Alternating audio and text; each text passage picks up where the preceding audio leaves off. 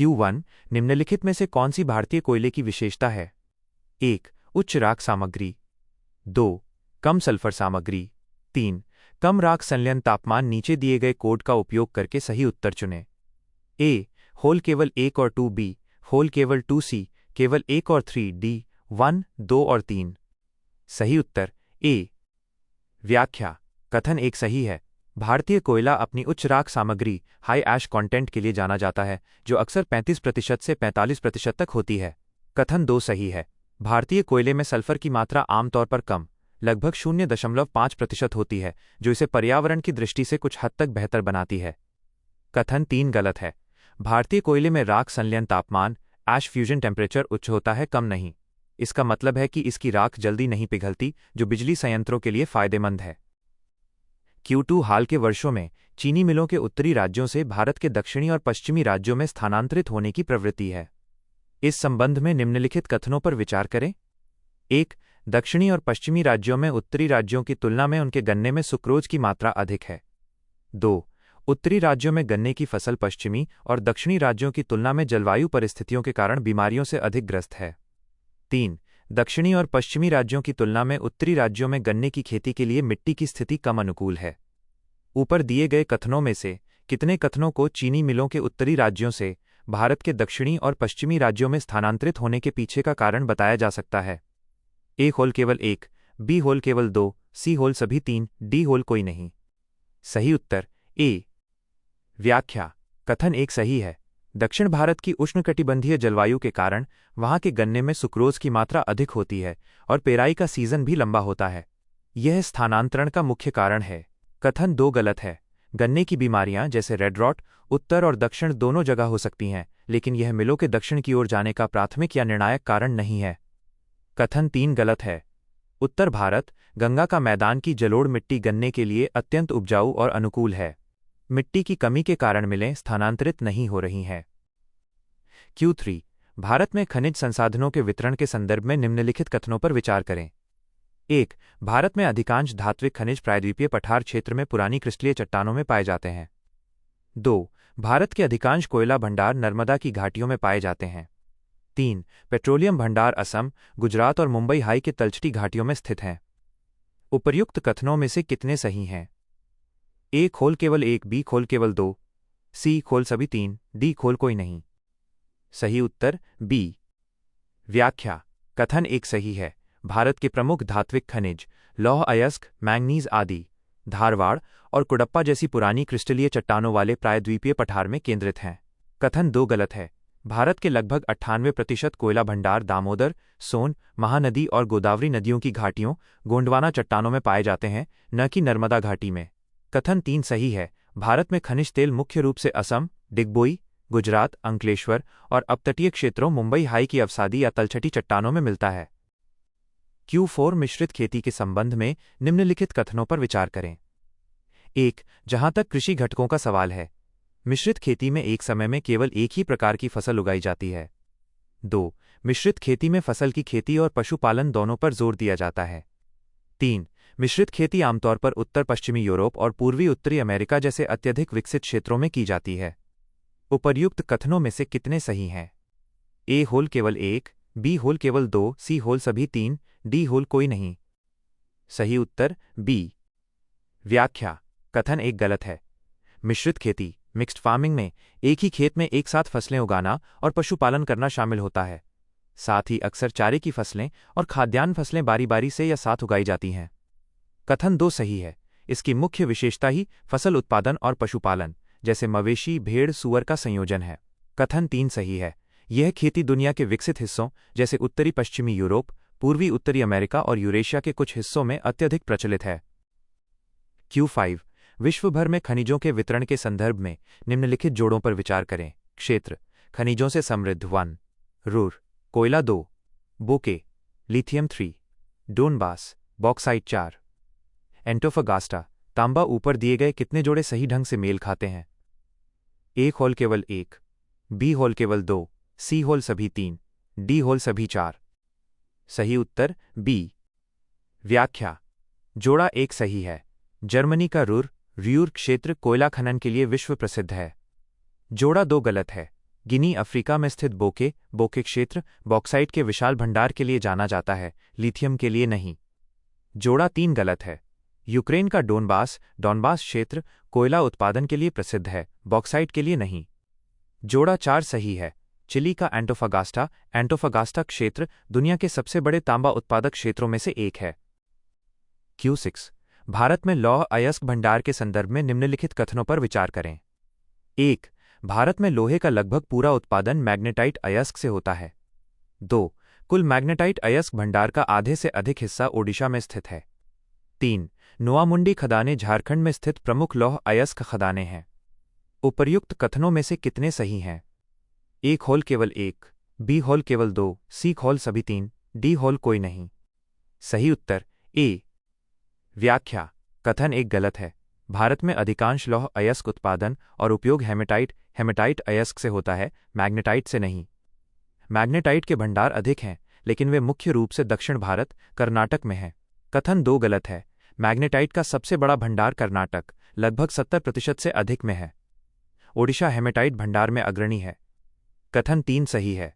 नोआमुंडी झारखंड के पश्चिमी सिंहभूम जिले में स्थित एक बहुत ही प्रसिद्ध और बड़ी लौह अयस्क की खदान है।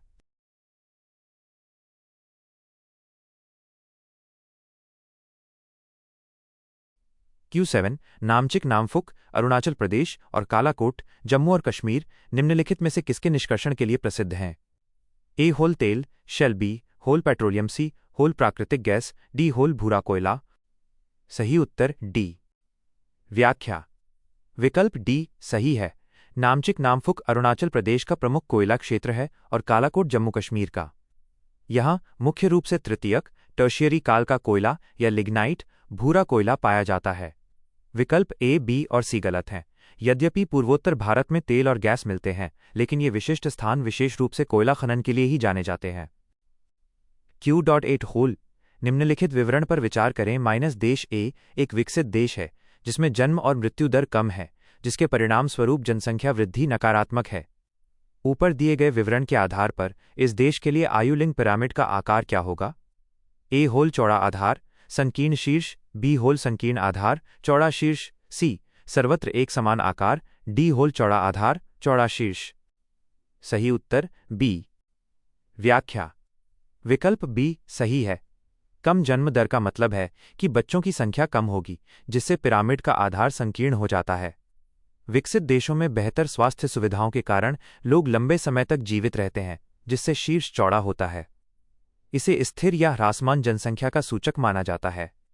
विकल्प A गलत है। यह विकासशील देशों उच्च जन्मदर की विशेषता है। विकल्प C और D गलत हैं।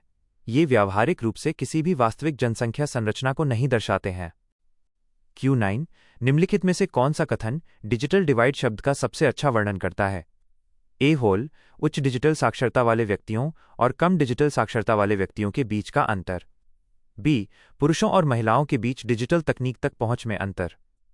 C विकसित और विकासशील देशों में स्मार्टफोन उपयोगकर्ताओं की संख्या के बीच विसंगति। D आधुनिक सूचना और संचार प्रौद्योगिकी ICT तक पहुंच रखने वाले व्यक्तियों और जिनके पास नहीं है के बीच असमानता। सही उत्तर D। व्याख्या विकल्प D सही है। डिजिटल डिवाइड एक व्यापक शब्द है जो सूचना और संचार तकनीक, इंटरनेट, कंप्यूटर आदि तक पहुंच रखने वालों और इससे वंचित रहने वालों के बीच के सामाजिक आर्थिक अंतर को दर्शाता है। विकल्प A, B और C गलत हैं। ये डिजिटल डिवाइड के विशिष्ट पहलू साक्षरता, लिंग या भौगोलिक अंतर हो सकते हैं, लेकिन पूर्ण परिभाषा नहीं। Q10 कपड़ा क्षेत्र के संदर्भ में मूल्य संवर्धन के निम्नलिखित चरणों पर विचार करें। 1. फाइबर बनाना, 2. बुनाई, 3. कताई, 4. रंगाई निम्न में से कौन सा कपड़ा क्षेत्र में मूल्य संवर्धन श्रृंखला का सही कालानुक्रमिक क्रम है? 1 होल 3 1 2 4, B होल 1 4 2 3, C होल 1 3 2 4, D होल 1 4 3 2। सही उत्तर C। व्याख्या विकल्प C सही है। सही क्रम इस प्रकार है। सबसे पहले कच्चे माल से फाइबर 1 बनाया जाता है, फिर उसकी कताई 3 करके सूत बनाया जाता है, उसके बाद सूत की बुनाई 2 करके कपड़ा तैयार होता है और अंत में कपड़े की रंगाई 4 या फिनिशिंग की जाती है। अन्य सभी विकल्प इस तार्किक प्रक्रिया का पालन नहीं करते हैं। Q11 भारत में जनजातियों से संबंधित निम्नलिखित में से कौन सा कथन सही है? 1. थारू जनजातियां उत्तर प्रदेश और उत्तराखंड में पाई जाती हैं। 2. इरुला, चंचू और सुमाली जनजातियां केरल में पाई जाती हैं। 3. गरासिया जनजातियां गोवा में पाई जाती हैं। 4. गद्दी जनजातियां जम्मू और कश्मीर और हिमाचल प्रदेश के खानाबदोश चरवाहे हैं। नीचे दिए गए कोड का उपयोग करके सही उत्तर चुनें। ए केवल 1 और 3, बी केवल 2 और 4, सी केवल 1, 2 और 4, डी 1, 2, 3 और 4। सही उत्तर सी। व्याख्या: कथन 1 सही है। थारू जनजाति मुख्य रूप से उत्तर प्रदेश और उत्तराखंड के तराई क्षेत्रों में रहती है। कथन 2 सही है। इरुला और चंचू जैसी जनजातियां दक्षिण भारत के केरल, तमिलनाडु और आंध्र प्रदेश के क्षेत्रों में पाई जाती हैं। कथन 3 गलत है। गरासिया जनजाति मुख्य रूप से राजस्थान और गुजरात में पाई जाती है, गोवा में नहीं। कथन 4 सही है। गद्दी हिमाचल प्रदेश और जम्मू कश्मीर की एक प्रमुख चरवाहा जनजाति है जो मौसमी प्रवास करती है। Q12 एक अवधि में समाजों में सामाजिक आर्थिक परिवर्तनों के संदर्भ में निम्नलिखित में से कौन सा विकास और वृद्धि के बीच अंतर को सबसे अच्छे से वर्णित करता है? ए. वृद्धि और विकास दोनों मात्रात्मक परिवर्तन हैं, लेकिन उनके मूल्य अलग अलग हैं। बी. वृद्धि एक मात्रात्मक परिवर्तन है जबकि विकास गुणात्मक परिवर्तन है। सी. वृद्धि और विकास दोनों गुणात्मक परिवर्तन हैं, लेकिन समाज पर उनके प्रभाव में भिन्नता है। डी. वृद्धि एक गुणात्मक परिवर्तन है जबकि विकास एक मात्रात्मक परिवर्तन है। सही उत्तर बी। व्याख्या: विकल्प बी सही है। वृद्धि ग्रोथ केवल संख्या या मात्रा जैसे जीडीपी में वृद्धि को दर्शाती है, जो सकारात्मक या नकारात्मक हो सकती है। विकास डेवलपमेंट का अर्थ सकारात्मक गुणात्मक परिवर्तन जैसे जीवन स्तर में सुधार है। विकल्प ए, सी और डी गलत हैं क्योंकि ये मात्रात्मक और गुणात्मक के बुनियादी अंतर को गलत तरीके से प्रस्तुत करते हैं। Q13 निम्नलिखित कथनों पर विचार करें। कथन आई. कठिन भूभाग वाले पहाड़ी क्षेत्रों में मानक गेज की तुलना में नैरो गेज रेलवे ट्रैक को प्राथमिकता दी जाती है। कथन 2. नैरो गेज ट्रैक में मानक गेज ट्रैक की तुलना में वक्रता की त्रिज्या कम होती है। उपर्युक्त कथनों के संबंध में निम्नलिखित में से कौन सा सही है? ए. कथन आई और कथन 2 दोनों सही हैं और कथन 2 कथन आई के लिए सही स्पष्टीकरण है। बी. कथन आई और कथन 2 दोनों सही हैं और कथन 2 कथन आई के लिए सही स्पष्टीकरण नहीं है। सी. कथन आई सही है लेकिन कथन 2 गलत है। डी. कथन आई गलत है लेकिन कथन 2 सही है। सही उत्तर ए। व्याख्या: कथन आई और 2 दोनों सही हैं। नैरो गेज पटरी की कम चौड़ाई का उपयोग पहाड़ी इलाकों में किया जाता है क्योंकि ये तीखे मोड़ों पर मुड़ने में सक्षम होता है। स्पष्टीकरण: नैरो गेज में वक्रता की त्रिज्या रेडियस ऑफ कर्वेचर कम होती है, जिसका अर्थ है कि ये बहुत छोटे और तीखे मोड़ों पर भी बिछाई जा सकती है, जो पहाड़ों के लिए आवश्यक है। इसलिए कथन 2 कथन आई की सही व्याख्या करता है।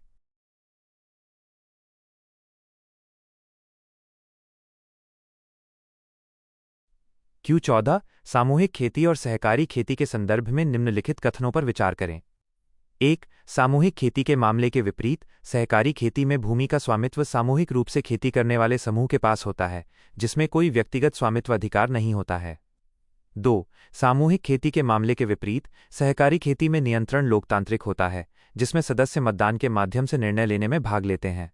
ऊपर दिए गए कथनों में से कौन सा से सही है? ए होल केवल 1, बी होल केवल 2, सी होल 1 और 2, दोनों डी होल ना तो 1 और ना ही 2। सही उत्तर बी। व्याख्या: कथन 1 गलत है। सहकारी खेती कोऑपरेटिव फार्मिंग में किसानों के पास अपनी भूमि का व्यक्तिगत स्वामित्व बना रहता है, वे केवल संसाधनों को स्वेच्छा से साझा करते हैं। इसके विपरीत सामूहिक खेती कलेक्टिव फार्मिंग माइनस जैसे सोवियत संघ का कोलखोज मॉडल में व्यक्तिगत स्वामित्व समाप्त हो जाता है और भूमि पूरे समुदाय या राज्य की संपत्ति बन जाती है। कथन 2 सही है। सहकारी खेती एक स्वैच्छिक और लोकतांत्रिक संगठन है जहां सदस्य मतदान से निर्णय लेते हैं। सामूहिक खेती में नियंत्रण आमतौर पर राज्य या केंद्रीकृत निकाय के पास होता है। Q15 निम्नलिखित कथनों पर विचार करें। कथन आई. आनुवंशिक रूप से संशोधित फसलों को बड़े पैमाने पर अपनाने से फसल के बीजों की कमी हो सकती है। कथन 2. आनुवंशिक रूप से संशोधित फसलें टर्मिनेटर तकनीक का उपयोग करती हैं, जो इन फसलों को अपने स्वयं के व्यवहार्य बीज पैदा करने की क्षमता से वंचित करती है। उपरोक्त कथनों के संबंध में निम्नलिखित में से कौन सा सही है? ए. कथन आई और कथन 2 दोनों सही हैं और कथन 2 कथन आई के लिए सही स्पष्टीकरण है। बी.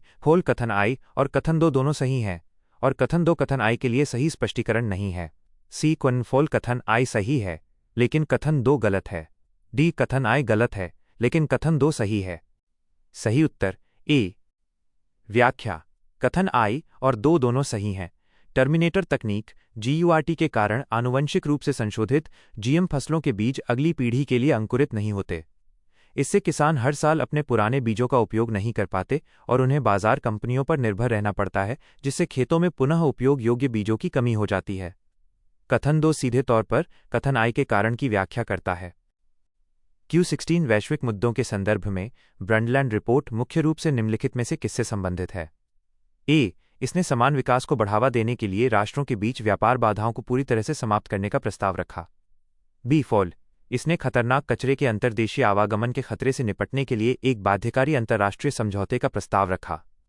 इसने जीवाश्म ईंधन के उपयोग को हतोत्साहित करने के लिए एक वैश्विक कार्बन कर व्यवस्था की अवधारणा पेश की। डी. फॉल. इसने सतत विकास की अवधारणा पेश की और आर्थिक विकास और पर्यावरण संरक्षण के बीच संतुलन का प्रस्ताव रखा। सही उत्तर डी। व्याख्या। विकल्प डी सही है। 1987 की ब्रंडलैंड रिपोर्ट, जिसका शीर्षक आवर कॉमन फ्यूचर था, ने पहली बार सतत विकास सस्टेनेबल डेवलपमेंट की औपचारिक परिभाषा दी।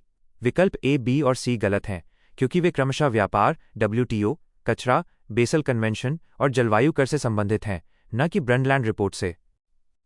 Q17 भारत में खनन कार्यों के संदर्भ में रैट होल खनन के बारे में निम्नलिखित में से कौन सा कथन सही है?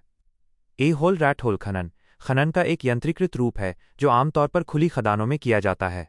बी. रैट होल खनन में छोटी सुरंगें खोदना शामिल है, जो आमतौर पर केवल एक व्यक्ति के प्रवेश के लिए पर्याप्त होती हैं। सी. होल रैट होल खनन कोयला निष्कर्षण की एक टिकाऊ और पर्यावरण के अनुकूल विधि है। डी. रैट होल खनन का उपयोग मुख्य रूप से लोहा और तांबा जैसे धातु खनिजों को निकालने के लिए किया जाता है। सही उत्तर बी। व्याख्या। विकल्प बी सही है। रैट होल खनन रैट होल माइनिंग में बहुत छोटी और संकरी क्षैतिज सुरंगें खोदी जाती हैं, जिनमें इंसान रेंगकर घुसते हैं। यह मेघालय जैसे क्षेत्रों में प्रचलित है। विकल्प ए, सी और डी गलत हैं। ये अवैज्ञानिक और असुरक्षित विधि है, जो मुख्य रूप से कोयले के लिए उपयोग की जाती है, न कि धातु खनिजों के लिए। NGT ने इस पर प्रतिबंध लगा रखा है। Q18 निम्नलिखित में से कौन सी फसल फलीदार फसल है? A. Whole buckwheat, B. Soybean, C. Whole मक्का, डी. होल तिल। सही उत्तर बी। व्याख्या। विकल्प बी सही है। सोयाबीन एक फलीदार लेग्यूमिनस फसल है जो मिट्टी में नाइट्रोजन स्थिरीकरण नाइट्रोजन फिक्सेशन में मदद करती है। विकल्प ए, सी और डी गलत हैं। मक्का एक अनाज है, तिल एक तिलहन है और बकवीट एक छद्म अनाज स्यूडो सीरियल है। ये फलीदार पौधों की श्रेणी में नहीं आते। Q19 निम्नलिखित फसलों पर विचार करें। 1. सरसों, 2. जट्रोफा, 3. सोयाबीन, 4. रेपसीड, 5. अलसी। उपर्युक्त में से कितनी फसलों का उपयोग बायोडीजल उत्पादन के लिए फीडस्टॉक के रूप में किया जा सकता है? ए. होल केवल 2, बी. होल केवल 3, सी. होल केवल 4, डी. होल सभी 5। सही उत्तर डी। व्याख्या। विकल्प डी सही है। ये सभी पांचों फसलें सरसों, जट्रोफा, सोयाबीन, रेपसीड और अलसी तेलयुक्त बीज प्रदान करती हैं। इन वनस्पतियों के तेलों को ट्रांसएस्टेरिफिकेशन प्रक्रिया के माध्यम से बायोडीजल में परिवर्तित किया जा सकता है। जट्रोफा विशेष रूप से गैर खाद्य बायोडीजल स्रोत के रूप में प्रसिद्ध है।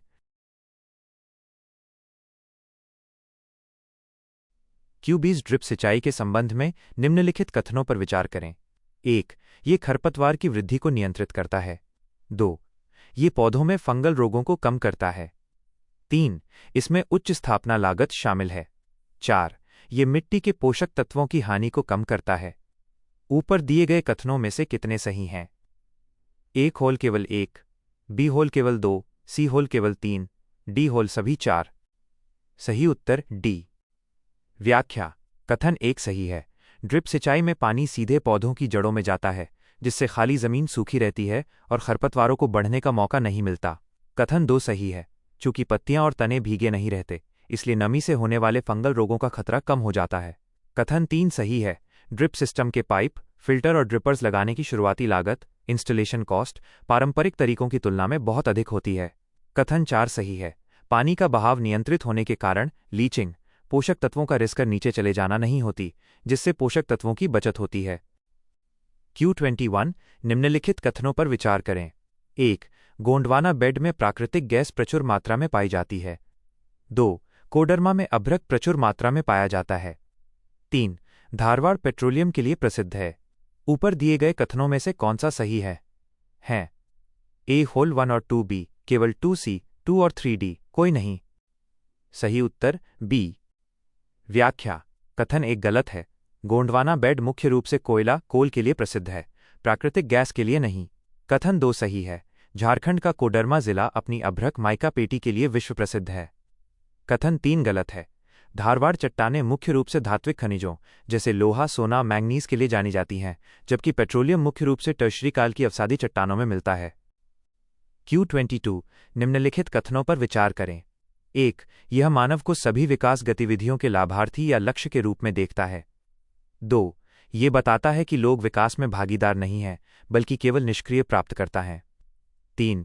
यह शिक्षा, स्वास्थ्य, सामुदायिक संसाधनों और सुविधाओं पर उच्च सरकारी व्यय का तर्क देता है। मानव विकास के लिए निम्नलिखित में से कौन सा दृष्टिकोण उपरोक्त कथनों में वर्णित है? ए. होल बुनियादी जरूरतों का दृष्टिकोण, बी. होल आय का दृष्टिकोण, सी. होल कल्याण का दृष्टिकोण, डी. क्षमता का दृष्टिकोण। सही उत्तर सी। व्याख्या: विकल्प सी सही है। कल्याण दृष्टिकोण, वेलफेयर अप्रोच, यह मानता है कि लोग विकास में केवल निष्क्रिय प्राप्तकर्ता, पैसिव रेसिपिएंट्स हैं और सरकार को उनके कल्याण, शिक्षा, स्वास्थ्य आदि पर अधिकतम खर्च करना चाहिए। विकल्प ए, बी और डी गलत हैं। बुनियादी जरूरत दृष्टिकोण ILO द्वारा प्रस्तावित न्यूनतम आवश्यकताओं पर केंद्रित है। आय दृष्टिकोण मानव विकास को आय के स्तर से जोड़ता है और क्षमता दृष्टिकोण अमर्त्य सेन लोगों की क्षमताओं के निर्माण पर जोर देता है। Q23 शहरी विकास के संबंध में निम्नलिखित में से कौन सा शब्द सन्निगर कोनुर्बेशन का सबसे अच्छा वर्णन करता है? ए. 10 मिलियन से अधिक लोगों की आबादी वाले शहर और उनके उपनगर। बी. ऑल एक मानव बस्ती जो गांव से बड़ी लेकिन शहर से छोटी है। सी. एक अग्रणी शहर जिसने अपने स्थानीय या क्षेत्रीय प्रतिद्वंद्वियों को पीछे छोड़ दिया है। डी. एक बड़ा क्षेत्र जो मूल रूप से अलग अलग कस्बों या शहरों के विलय से उत्पन्न हुआ है। सही उत्तर डी। व्याख्या: विकल्प डी सही है। कोनुर्बेशन सन्निगर शब्द का प्रयोग पैट्रिक गेडिस ने किया था। यह कई अलग अलग शहरों के भौगोलिक रूप से आपस में मिल जाने से बना एक विशाल शहरी क्षेत्र होता है, जैसे माइनस ग्रेटर लंदन या दिल्ली NCR। विकल्प ए, बी और सी गलत हैं। ये क्रमशः मेगा सिटी, कस्बा, टाउन और प्राइमेट सिटी की परिभाषाएं हैं। Q24 रिंझा अपने परिवार के सभी 7 सदस्यों के साथ जमीन के एक छोटे से टुकड़े पर रोजाना काम करती है। उसका परिवार खेत से अधिकतम उत्पादन प्राप्त करने के लिए उच्च मात्रा में जैव रासायनिक इनपुट और सिंचाई का उपयोग करता है। निम्नलिखित में से कौन सा विकल्प रिंझा द्वारा की जाने वाली खेती के प्रकार को सबसे अच्छी तरह दर्शाता है? ए. खोल आदिम निर्वाह खेती, बी. वाणिज्यिक खेती, सी. गहन निर्वाह खेती, डी. मिश्रित खेती। सही उत्तर सी। व्याख्या: विकल्प सी सही है।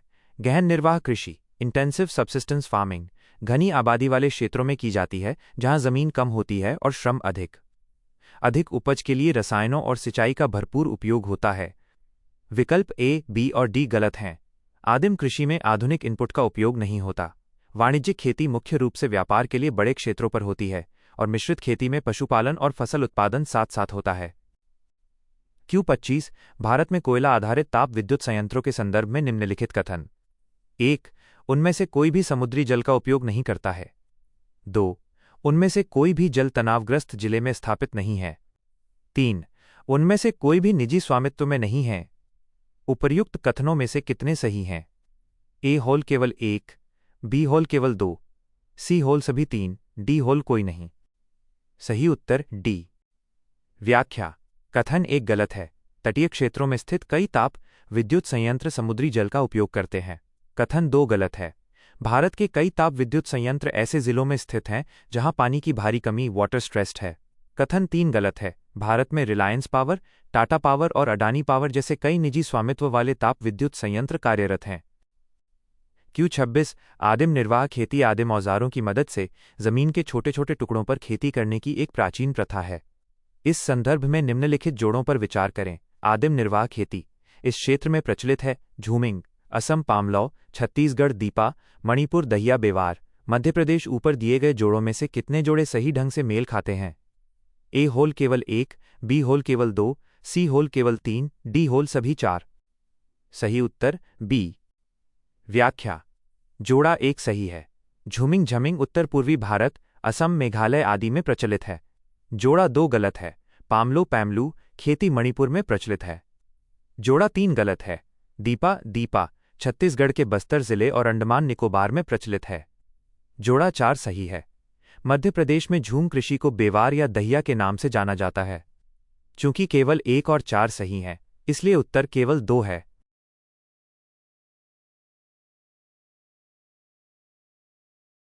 Q27 भारत के प्रमुख बंदरगाहों के संबंध में निम्नलिखित युग्मों पर विचार करें। बंदरगाह के रूप में प्रसिद्ध 1 जवाहरलाल नेहरू बंदरगाह, भारत में सबसे बड़ा कंटेनर बंदरगाह। 2 मुंबई बंदरगाह, प्राकृतिक बंदरगाह और देश का सबसे बड़ा बंदरगाह। 3 कोलकाता बंदरगाह, भारत का एकमात्र नदी तटवर्ती प्रमुख बंदरगाह। उपर्युक्त युग्मों में से कितने युग्म सही सुमेलित हैं? A होल केवल 1, B होल केवल 2, C होल सभी 3, D होल कोई नहीं। सही उत्तर C। व्याख्या: युग्म 1 सही सुमेलित है। Jawaharlal Nehru port trust JNPT, Navi Mumbai, Bharat का सबसे बड़ा प्रमुख कंटेनर हैंडलिंग पोर्ट है। युग्म 2 सही सुमेलित है। मुंबई पोर्ट एक विशाल प्राकृतिक बंदरगाह है और पारंपरिक रूप से भारत का सबसे व्यस्त और बड़ा बंदरगाह रहा है। युग्म 3 सही सुमेलित है। कोलकाता पोर्ट, श्यामा प्रसाद मुखर्जी पोर्ट, हुगली नदी पर स्थित भारत का एकमात्र नदी तटीय रिवरिन प्रमुख बंदरगाह है। Q28 भारत के संदर्भ में निम्नलिखित युग्मों पर विचार करें। भूमि उपयोग श्रेणियां, अर्थ विशेषता 1 सकल फसल क्षेत्र, भूमि का कुल क्षेत्रफल जो किसी विशेष वर्ष में केवल एक बार बोया जाता है। 2 कृषि योग्य बंजर भूमि, कृषि योग्य भूमि जो 1 वर्ष या उससे कम समय तक बिना खेती के रहती है। 3 वर्तमान परती, कृषि योग्य भूमि जो 1 वर्ष से अधिक लेकिन 5 वर्ष से कम अवधि के लिए बिना खेती के रहती है। उपर्युक्त युग्मों में से कितने युग्म गलत सुमेलित हैं? A होल केवल 1, B होल केवल 2, C होल सभी 3, D होल कोई नहीं। सही उत्तर C। व्याख्या: युग्म 1 गलत है। इसे शुद्ध बोया गया क्षेत्र नेट सोन एरिया कहते हैं। सकल फसल क्षेत्र में 1 वर्ष में 1 से अधिक बार बोए गए क्षेत्र को उतनी ही बार गिना जाता है। युग्म 2 गलत है। 1 वर्ष या उससे कम समय के लिए खाली छोड़ी गई भूमि को वर्तमान परती करंट फैलो कहा जाता है। कृषि योग्य बंजर भूमि वो है जो 5 वर्ष से अधिक समय से खाली हो। युग्म 3 गलत है। 1 से 5 वर्ष तक बिना खेती के रहने वाली भूमि पुरातन परती फैलो अदर देन करंट फैलो कहलाती है। Q29 भारत में खनन के संदर्भ में निम्नलिखित खानों पर विचार करें। 1 मलंजखंड खान, 2 खेतड़ी खान, 3 केंदाड़ी खान। निम्नलिखित में से कौन से खनिज इन खानों से जुड़े हैं? A होल हीरा, B तांबा, C होल सीसा, D होल एल्यूमिनियम। सही उत्तर B। व्याख्या: विकल्प B सही है। ये सभी प्रमुख तांबा कॉपर खदानें हैं। मलंजखंड मध्य प्रदेश, भारत की सबसे बड़ी तांबा खदान है। खेतड़ी राजस्थान और केंदाड़ी झारखंड भी महत्वपूर्ण तांबा उत्पादक क्षेत्र हैं। अन्य खनिज हीरा, सीसा, एल्यूमिनियम इन विशिष्ट खानों से संबंधित नहीं हैं। Q30 भारत में सड़क अवसंरचना विकास के संदर्भ में निम्नलिखित सार्वजनिक निजी भागीदारी PPP मॉडल पर विचार करें। सार्वजनिक निजी भागीदारी PPP मॉडल विशेषताएं 1 हाइब्रिड एन्युटी मॉडल हम पूरी परियोजना लागत निजी संस्था द्वारा वहन की जाती है। 2 build operate transfer model BOT परियोजना लागत पूरी तरह से सरकार द्वारा वहन की जाती है। 3 design build finance operate DBFO परियोजना का डिज़ाइन, निर्माण, वित्त और संचालन निजी क्षेत्र के पास है। उपर्युक्त में से कितने जोड़े सही ढंग से मेल खाते हैं? A होल केवल 1, B होल केवल 2, C होल सभी 3, D होल कोई नहीं। सही उत्तर A। व्याख्या: जोड़ा 1 गलत है। हम में सरकार लागत का 40% हिस्सा देती है और शेष 60% निजी निवेशक वहन करता है। जोड़ा 2 गलत है। BOT में निजी संस्था स्वयं निवेश करती है, निर्माण और संचालन करती है और टोल के जरिए लागत वसूलती है। सरकार पूरी लागत नहीं देती। जोड़ा 3 सही है। DBFO में निजी क्षेत्र ही परियोजना के डिजाइन, निर्माण, वित्तपोषण और संचालन के लिए जिम्मेदार होता है। Q31 निम्नलिखित उद्योगों में से कौन सा भारत में पानी का अधिकतम उपभोक्ता है? A होल इंजीनियरिंग, B खोल कागज और लुगदी, C कपड़ा, D खोल थर्मल पावर। सही उत्तर D। व्याख्या: विकल्प D सही है। भारत में औद्योगिक क्षेत्रों के बीच थर्मल पावर ताप विद्युत क्षेत्र जल का सबसे बड़ा उपभोक्ता है। इसमें कूलिंग सिस्टम के लिए भारी मात्रा में पानी की आवश्यकता होती है। इंजीनियरिंग, कागज और कपड़ा उद्योग भी पानी का उपयोग करते हैं, लेकिन उनकी मात्रा थर्मल पावर की तुलना में बहुत कम है। Q32 निम्नलिखित कृषि पद्धतियों पर विचार करें। 1. Strip cropping. 2. कंटूर प्लाइंग। 3. ढलानों के लंबवत पेड़ों की आश्रय पट्टियां, वातरोधक बनाना। 4. ढलान पर ऊपर और नीचे जुताई करना। मृदा संरक्षण के लिए उपरोक्त में से कितनी पद्धतियां अपनाई जाती हैं? ए होल केवल 1, बी होल केवल 2, सी होल केवल 3, डी होल सभी 4। सही उत्तर सी। व्याख्या: पद्धति 1, 2 और 3 सही हैं। स्ट्रिप क्रॉपिंग पट्टियों में खेती, कंटूर प्लाइंग समोच्च जुताई और आश्रय पट्टियां शेल्टर बेल्ट्स मृदा अपरदन को रोकने और संरक्षण के प्रभावी तरीके हैं। पद्धति 4 गलत है। ढलान पर ऊपर और नीचे अप एंड डाउन जुताई करने से पानी का बहाव तेज हो जाता है, जिससे मिट्टी का कटाव बढ़ता है, कम नहीं होता। इसलिए मृदा संरक्षण के लिए केवल पहली 3 पद्धतियां ही उपयोगी हैं।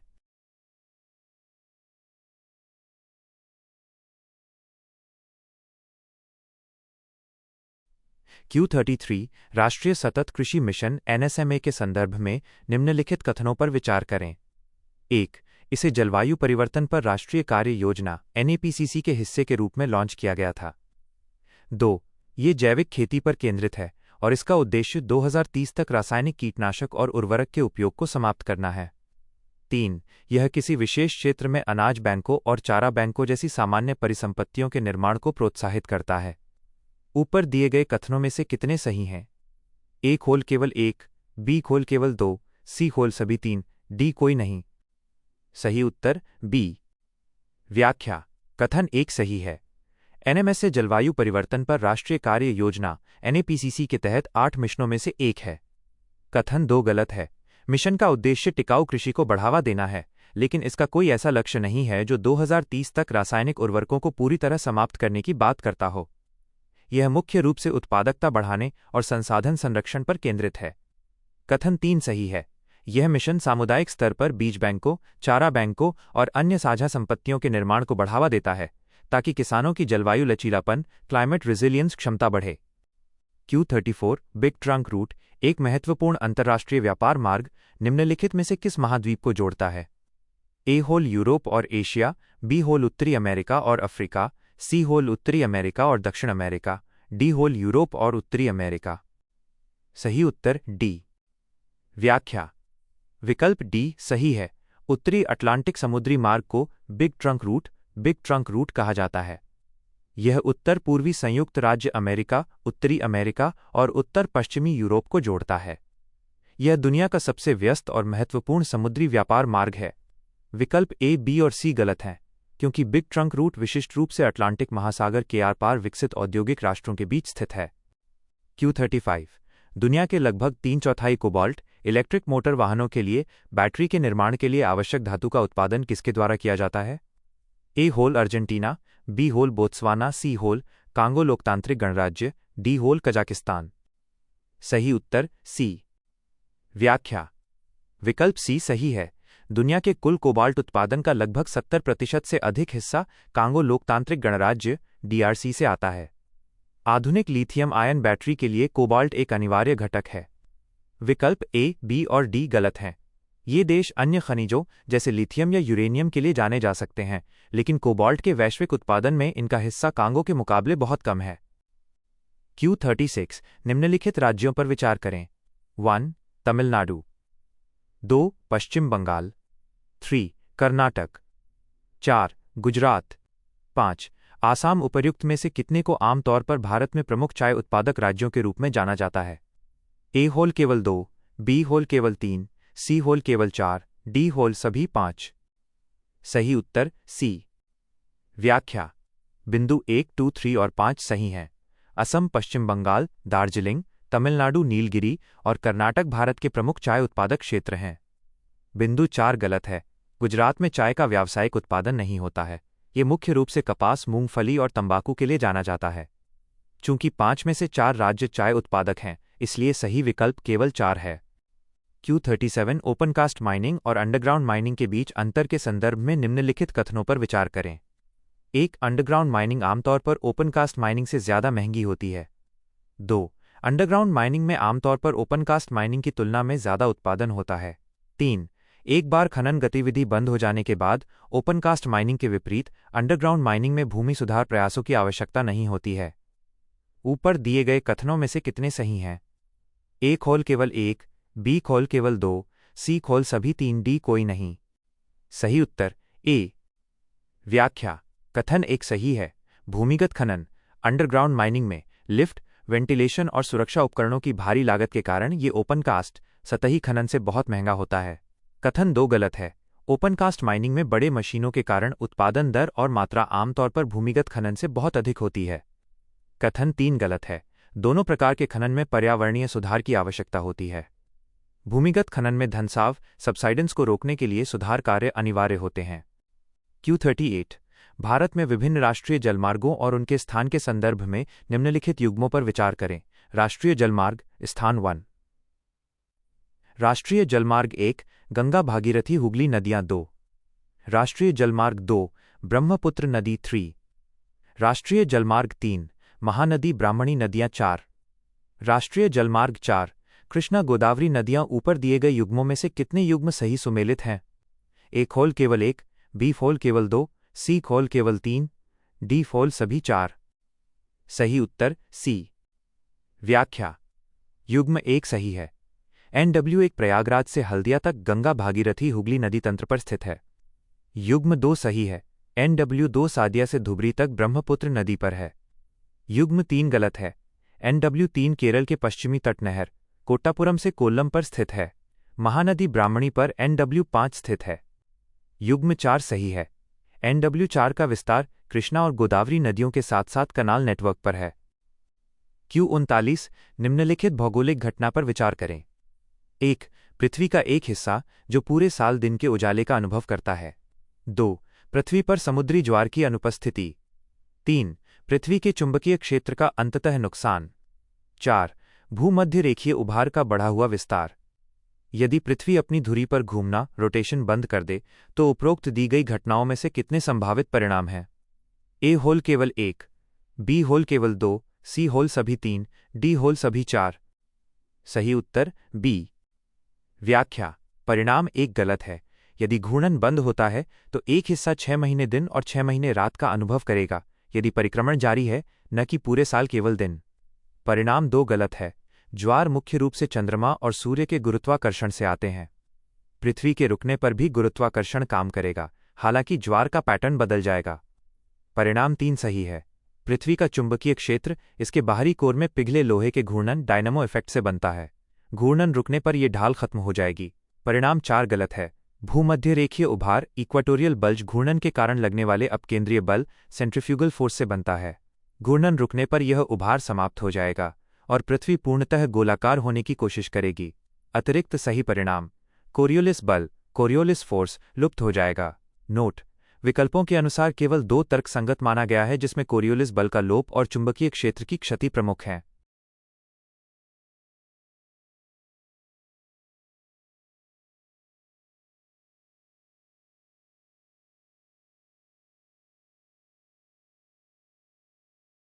Q40 निम्नलिखित कथनों पर विचार करें। 1. इल्मेनाइट और रूटाइल टाइटेनियम के 2 महत्वपूर्ण स्रोत हैं। 2. इल्मेनाइट और रूटाइल आमतौर पर भारत के रेतीले समुद्र तटों में पाए जाते हैं। 3. टूथपेस्ट की चमक बढ़ाने के लिए टूथपेस्ट में इल्मेनाइट और रूटाइल मिलाया जाता है। ऊपर दिए गए कथनों में से कौन सा से सही है? ए खोल केवल 1, बी केवल 1 और 2, सी 1, 2 और 3, डी केवल 1 और 3। सही उत्तर सी। व्याख्या: कथन 1 सही है।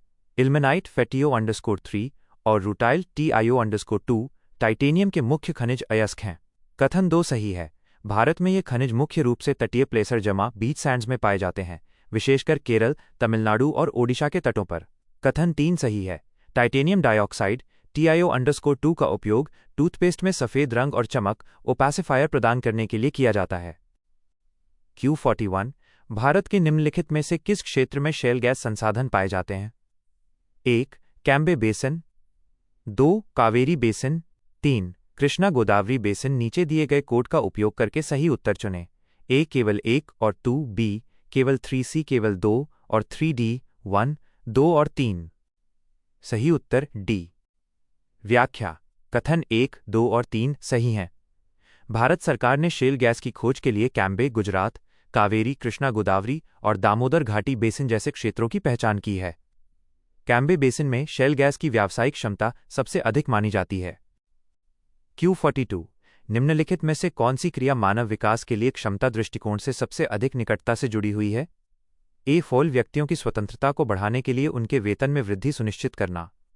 बी. फॉल व्यक्तिगत स्वतंत्रता को अधिकतम करने के लिए शिक्षा, स्वास्थ्य और सुविधाओं पर सरकार द्वारा खर्च में वृद्धि सुनिश्चित करना। सी. हॉल भोजन, पानी, स्वच्छता और आवास जैसी बुनियादी आवश्यकताओं के प्रावधान के माध्यम से सभी नागरिकों के कल्याण को बढ़ावा देना। डी. वॉल व्यक्तिगत स्वतंत्रता को व्यापक बनाने के लिए स्वास्थ्य, शिक्षा और संसाधनों तक पहुंच में मानवीय क्षमताओं का विकास करना। सही उत्तर डी। व्याख्या। विकल्प डी सही है। क्षमता दृष्टिकोण कैपेबिलिटी अप्रोच, जिसे प्रोफेसर अमर्त्य सेन ने विकसित किया था, मानव विकास को केवल आय या उपभोग के रूप में नहीं, बल्कि लोगों की कार्य करने की क्षमताओं और विकल्पों के विस्तार के रूप में देखता है।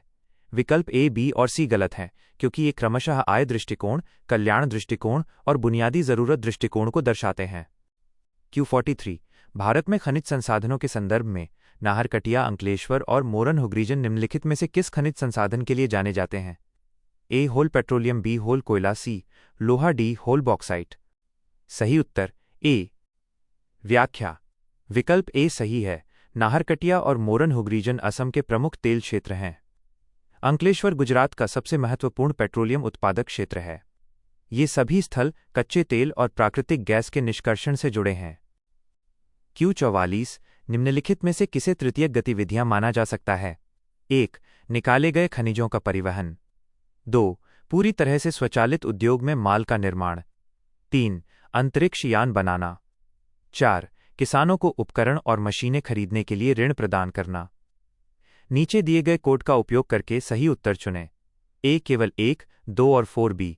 केवल 2 और 3, सी. केवल 1 और 4, डी. 1, 2, 3 और 4। सही उत्तर सी। व्याख्या। बिंदु 1 और 4 सही हैं।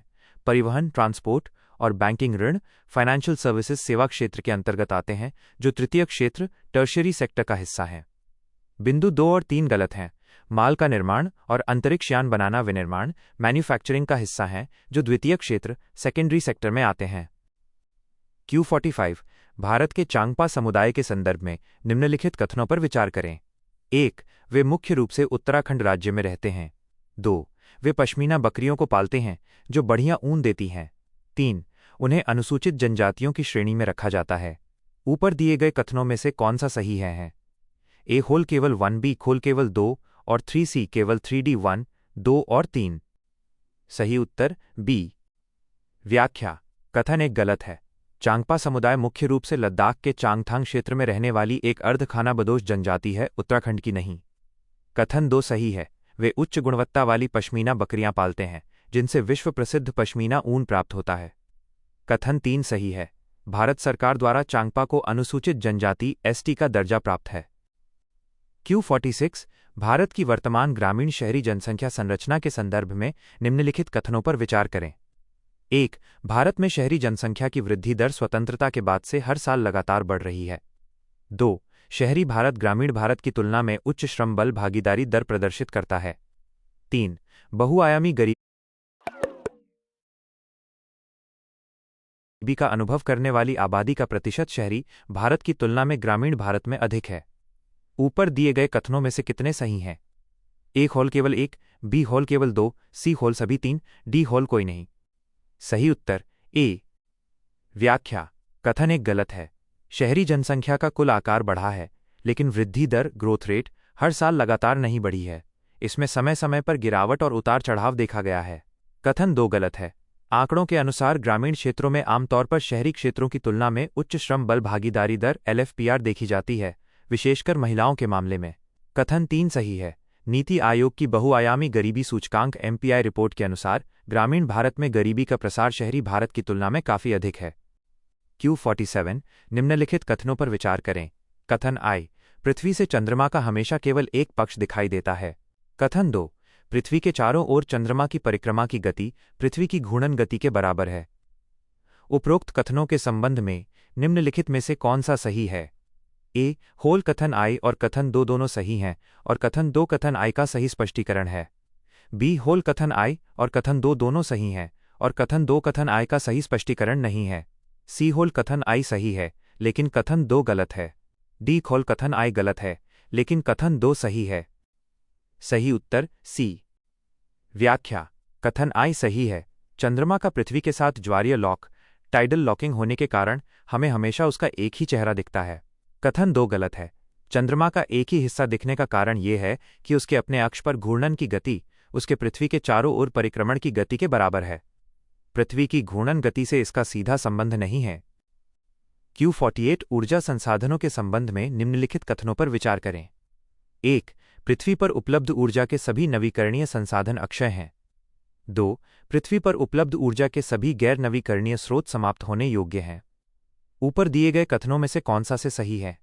ए, होल केवल 1, बी, होल केवल 2, सी, होल 1 और 2, दोनों, डी, होल न तो 1 और न ही 2। सही उत्तर बी। व्याख्या: कथन एक गलत है। यद्यपि सौर और पवन ऊर्जा अक्षय इनएग्जॉस्टिबल हैं, लेकिन कुछ नवीकरणीय संसाधन जैसे लकड़ी, बायोमास यदि उपयोग की दर से कम पुनर्जीवित हो तो वे समाप्त हो सकते हैं। कथन दो सही है। कोयला, पेट्रोलियम और प्राकृतिक गैस जैसे गैर नवीकरणीय संसाधन भंडार में सीमित हैं और उपयोग के बाद अंततः समाप्त हो जाएंगे। Q49 निम्नलिखित में से कौन सा शब्द ट्रक फार्मिंग का सबसे अच्छा वर्णन करता है? ए, सजावटी उद्देश्यों के लिए फूल और सजावटी पौधे उगाने की प्रथा। बी, होल व्यावसायिक उद्देश्यों के लिए पशुधन का बड़े पैमाने पर उत्पादन। सी, होल व्यक्तिगत उपभोग के लिए फलों और सब्जियों की छोटे पैमाने पर खेती। डी, शहरी बाजारों के नज़दीकी इलाकों में फलों, सब्जियों और फूलों का व्यावसायिक उत्पादन। सही उत्तर डी। व्याख्या: विकल्प डी सही है। ट्रक फार्मिंग उन क्षेत्रों में होती है जहां सब्जियां उगाई जाती हैं और उन्हें रातों रात ट्रक द्वारा पास के शहरों में पहुंचाया जाता है। यहां ट्रक की दूरी ही खेत और बाजार के बीच की मुख्य कड़ी होती है।